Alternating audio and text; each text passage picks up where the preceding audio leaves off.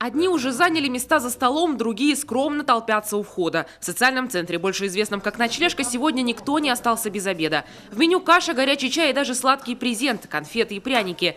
Дмитрий Петрунев в кабинной категории «бомж» себя уже не относит. Говорит, самое тяжелое в прошлом, когда и в подъездах ночевал и с жизнью прощался. Кризисный центр помог ему восстановить документы и даже найти работу.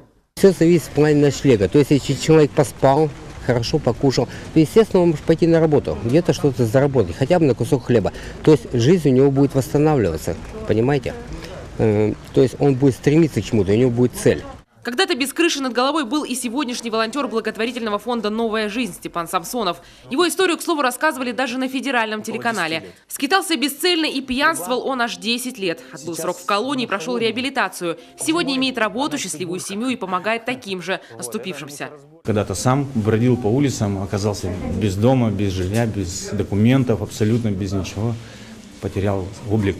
И мне помогли однажды. Также помогли такие же люди, такие же волонтеры. Протянули руку помощи, накормили, рассказали, обогрели. Было время, и ночевал я здесь, в кризисном центре на Маегово. Поэтому мы сейчас сотрудничаем. Следующий этап – медицинский осмотр. Сотрудники 3-й поликлиники Сыктывкара выслушивают жалобы и при необходимости делают прививки от дифтерии и столбняка. Сегодня укололи только 3. Остальные и так частые гости медучреждения. Это требование Центра соцадаптации. Иногда приходится уговаривать. То есть у нас есть такое небольшое соглашение с кризисным центром, что люди, поступающие сюда на ночлег, должны к нам обязательно подойти на осмотр.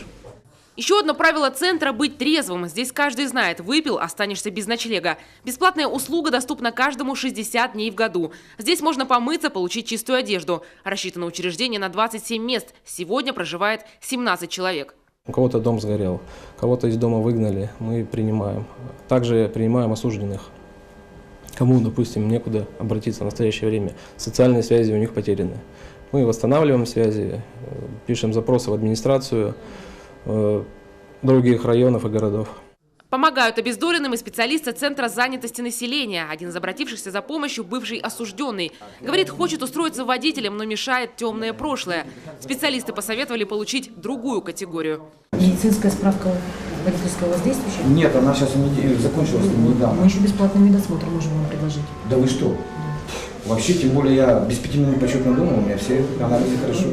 Подняться со дна сложно, но можно. И Сыктывкарский центр социальной адаптации это доказывает цифрами.